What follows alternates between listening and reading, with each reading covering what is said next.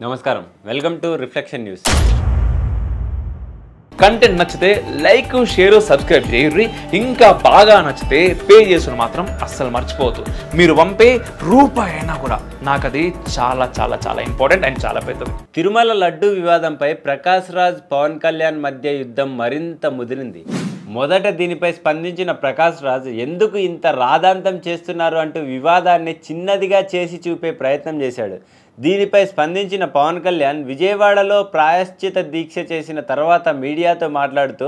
Prakash Raj కామెంట్లపై serious అయ్యాడు ఎవరు పడితే వారు నోటుకొచ్చినట్టు మాట్లాడితే చూస్తూ ఊరుకునేది లేదంటూ స్ట్రాంగ్ వార్నింగ్ ఇచ్చాడు ఆ తర్వాత వీళ్ళిద్దరి మధ్య యుద్ధం తారాస్థాయికి చేరింది పవన్ కళ్యాణ్ చంద్రబాబు సహా హిందువులందరినీ పరోక్షంగా వేలెత్తి చూపుతూ ఇష్టం వచ్చినట్టు రెచ్చిపోతున్నాడు ప్రకాష్ రాజ్ జస్ట్ ఆస్కింగ్ అంటూ ట్విట్టర్లో వరుస పోస్టులు పెడుతూ హిందువులందరినీ టార్గెట్ చేస్తున్నాడు పవన్ కళ్యాణ్పై కూడా పరోక్షంగా విమర్శలు చేస్తున్నాడు గెలవక ముందు ఓ అవతారం గెలిచిన తర్వాత ఓ అవతారం ఏమిటి ఈ అవాంతరం అంటూ పవన్ కళ్యాణ్పై సెటైర్లు వేస్తున్నాడు స్వతహాగానే ప్రకాష్ రాజ్ హిందూ వ్యతిరేకి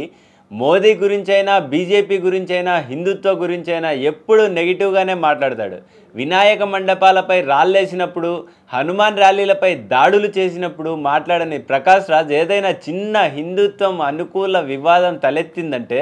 పరిగెత్తుకుంటూ వచ్చేసి నోటికొచ్చినట్టు కూస్తుంటాడు ప్రకాష్ రాజ్కు సపోర్టింగ్గా డమ్మీ కమ్యూనిస్ట్ నాయకులు హిందుత్వ వ్యతిరేకులు రంగంలోకి దిగిపోయి సపోర్ట్ చేయడం మొదలు పెడతారు కానీ పవన్ కళ్యాణ్కు సపోర్ట్గా ఒక్క సినిమా హీరో కూడా స్పందించలేదు మన సినిమా ఇండస్ట్రీ వాళ్లకు ఎందుకు ఇంత భయమో ఎవరికీ అర్థం కాదు హిందువుల్లో ఉండే ఈ అనైక్యత కారణంగానే ప్రకాష్ రాజ్ లాంటి హిందూ వ్యతిరేక కుక్కలు మన ఇంటి ముందుకు వచ్చి మురుగుతాయి జై హింద్ జై భారత్